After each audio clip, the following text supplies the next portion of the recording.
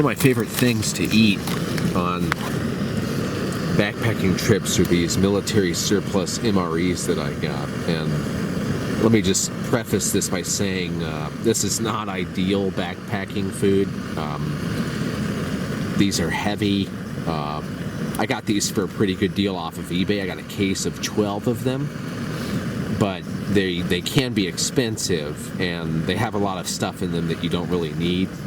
So if you're, you know, an ultralight hiker or a thru hiker, or you just want something that's maybe more practical, I wouldn't recommend these. But I actually think these things are a lot of fun. So you can see this is beef shredded in barbecue sauce, menu item 2.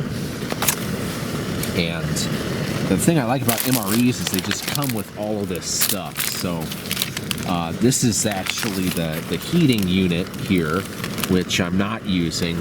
You can see here I've got the shredded beef, and the side that it comes with, black beans, and I put some water in this, and I'm actually heating up the packets because these heaters suck. I don't know if they just suck generally, or if they just suck when they're old, or if they just suck in the cold. Maybe someone can enlighten me who is an actual military person and who knows about MRE heaters, but mine don't work worth a damn.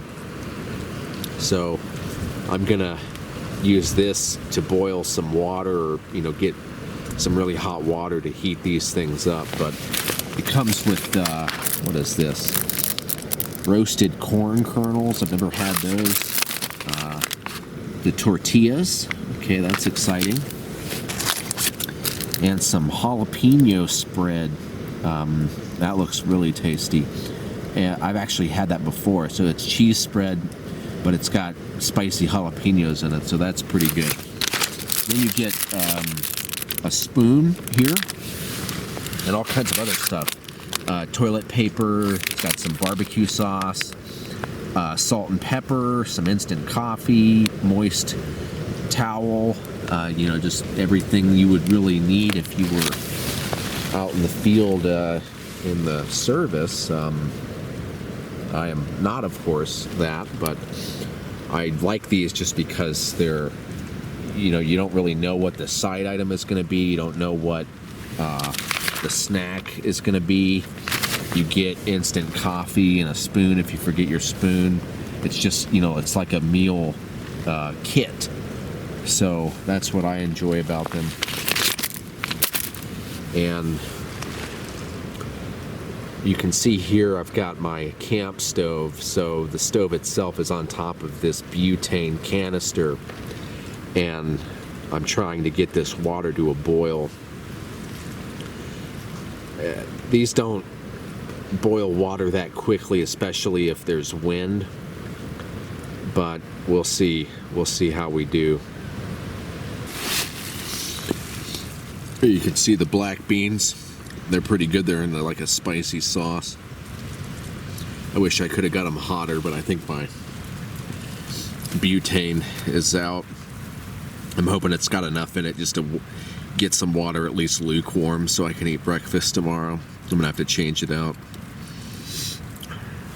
Here's the shredded beef. It doesn't look very appetizing, but it tastes delicious. It tastes way better than I thought it would.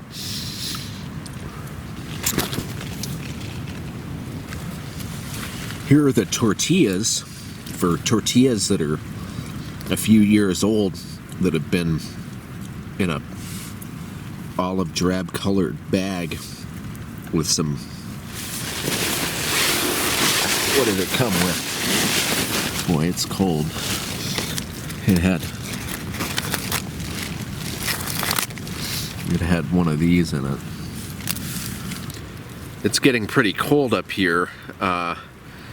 I've been in this camp area before, and it's on kind of a ridge, so there's not a lot of protection from the wind. My tent is doing a good job, and I don't feel as cold as I did when I was outside, but my feet are cold. And I don't want to get too cold. I'm starting to shiver a little bit. So I've got my sleeping bag out. and I had to stop eating just because I was getting a little bit concerned and wanted to get some extra warmth going. You might have been wondering, when I was showing you that MRE, would I assemble the contents into like a burrito type arrangement? And the answer is yes. Here you can see it. I'm going to get ready to close that up. So even though I'm concerned about hypothermia, I still need to enjoy this burrito, and if there's an opportunity to create a burrito or taco, I will take advantage. All right, I'm feeling better. Got some food, got my sleeping bag for a bit. Unfortunately, I have to go get cold again because I got to put up my bear bag, but I'll take you guys along with me so you can see what's up.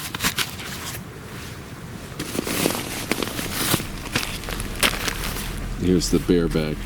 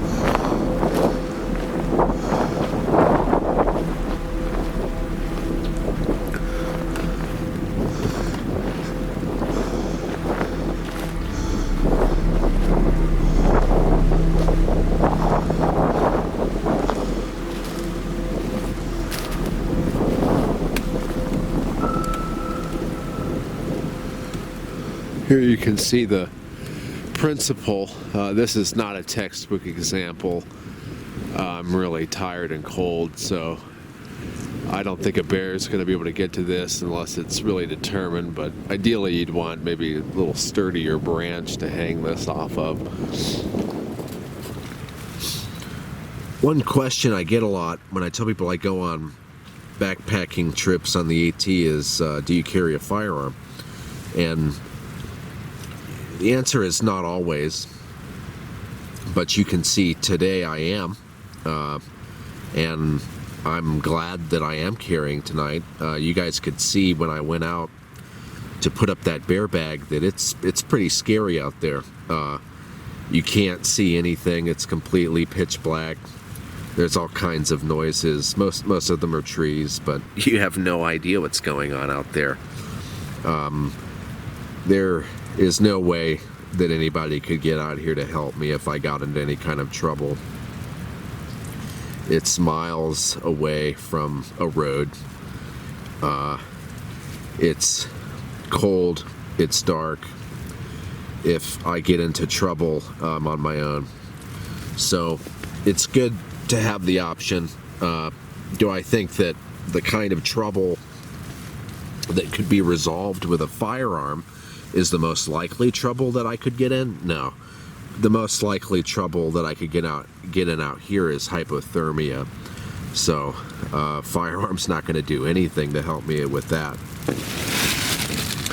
But yeah, I do have a Georgia carry permit. You need that to carry out here.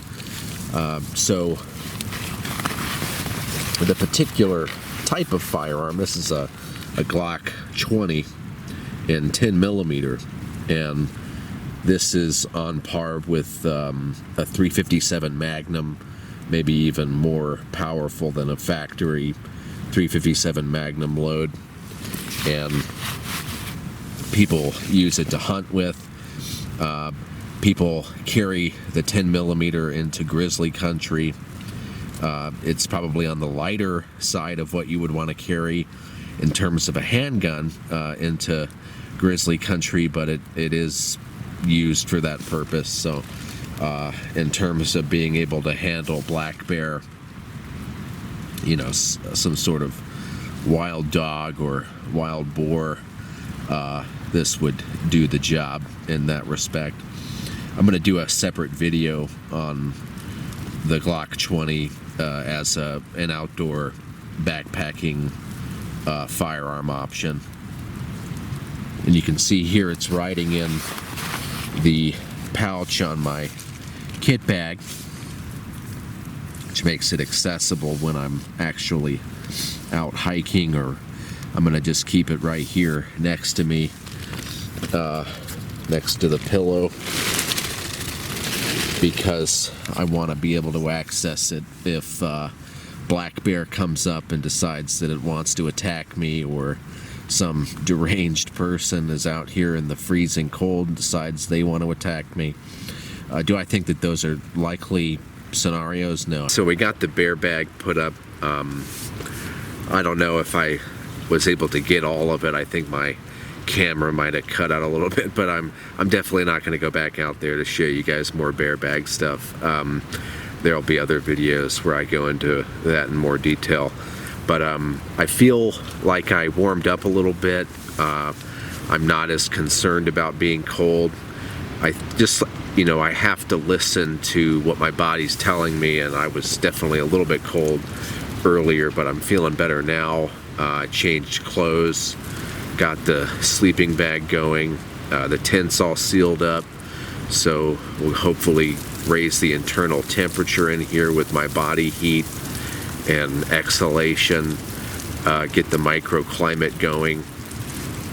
And really right now it's just about staying warm and getting through the night okay, reasonably comfortably, and then getting up in the morning and breaking everything down and getting back on the trail.